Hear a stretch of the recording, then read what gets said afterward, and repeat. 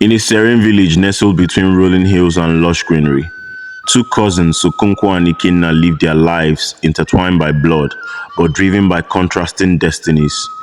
Okonkwo, a masterful hunter who roams the dense forest with skills and prowess, while Ikenna, a skilled fisherman who casts his net into the glittering waters, reaping bountiful catches. Both were hardworking and successful. But Okonkwo, despite being a skilled hunter, squandered his hard-earned money on revelry at the local bar, indulging in alarming amount of palm wine and lavishing his wealth on women. His carefree attitude extended to his finances, where he neither saved nor made plans for the future. Okonkwo subscribed to the philosophy of chop life today, tomorrow go better, living for the moment without a thought for the consequences. In contrast, Ikenna embraced frugality, carefully planning for a future that went beyond the immediate thrill. He lived a modest life, saving diligently and even investing in building a beautiful home for him and his longtime lover and soon-to-be bride Ifunanya, the most beautiful girl in the community. His disciplined and forward-thinking nature stood as a stark contrast to Okonkwo's impulsive and self-indulgent tendencies.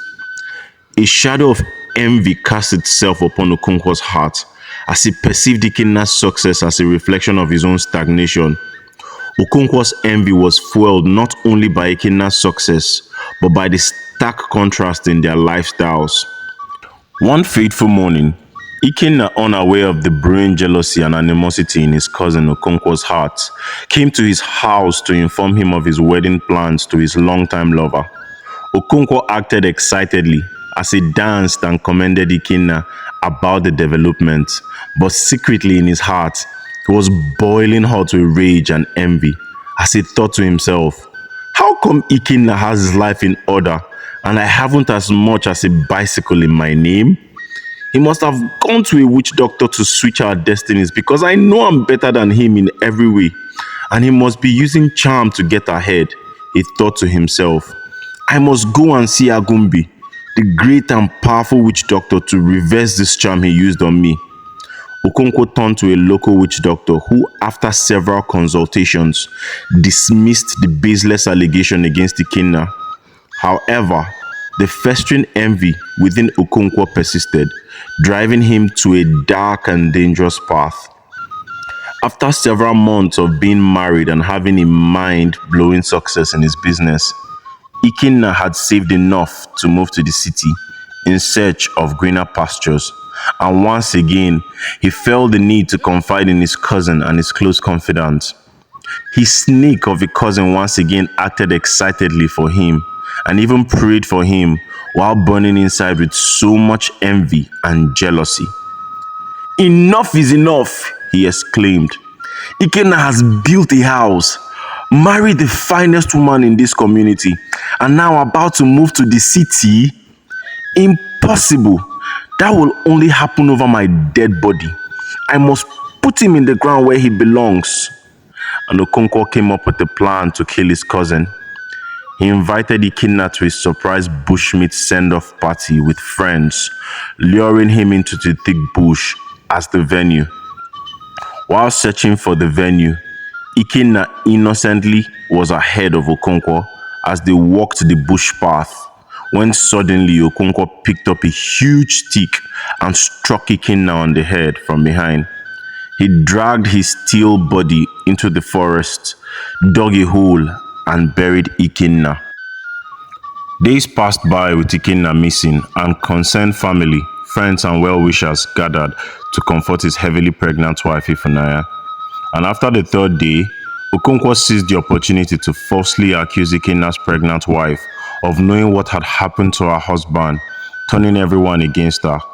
He insisted that she must prove her innocence by taking an oath at the shrine, where, unknowing to everyone, he had already gone ahead to plot with the chief priest to poison the substance used for the oath-taking ritual, in a bid to kill Ifunanya and her unborn baby, as false proof that she had a hand in her husband's disappearance, while he and the chief priest divided Ikenna's wealth among themselves. On the third Eke market day, the entire community was gathered in Ikenna's house to prepare Ifunanya for the oath swearing. Her hair was shaved according to tradition, and everyone accompanied her as she walked into the shrine, chanting and singing.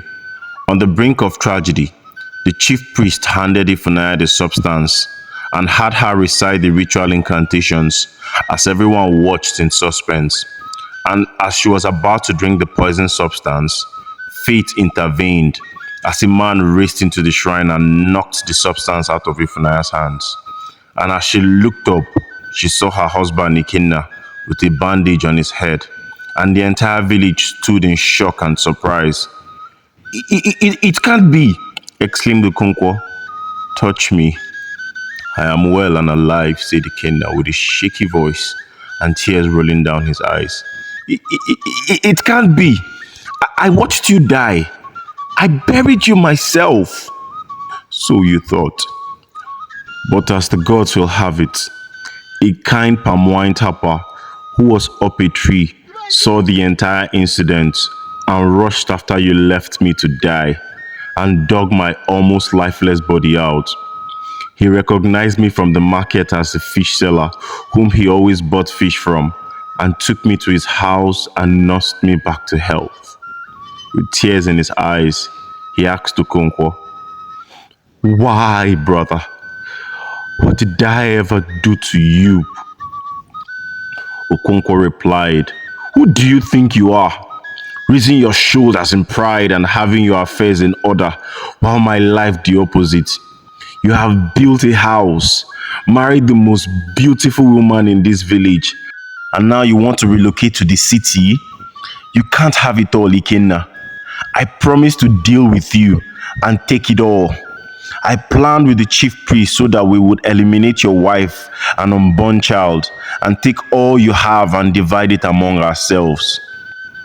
As the villagers heard his confession, they raged in anger and mobbed the chief priest to death and burnt his shrine, while the other vengeful faction in a hot pursuit chased Okonkwo, who unfortunately ran into a speeding vehicle that ended his life instantly. Justice was served, but the story took an unexpected turn. A benevolent and very wealthy man driving the vehicle responsible for Okonkwo's accidental demise heard of the unfortunate story and offered Ikenna and his wife a chance for a new life in the UK. Grateful and astounded, they accepted the generous offer, leaving behind the shadows of envy for a brighter future. You see, Okonkwo could have had just as much success as Ikenna because they were both equally successful. But the difference was in the lifestyle. Okonkwo chose to live for the moment while Ikenna planned for the future. And so, their story teaches us about the power of planning for the unforeseen future and the detrimental consequences of envy and jealousy. If you made it this far, thank you and hope you enjoyed our story. Kindly join our family for more entertaining folktale stories with powerful moral lessons. And also type "I subscribed" and we will reply to say thank you personally. Until next time, bye for now.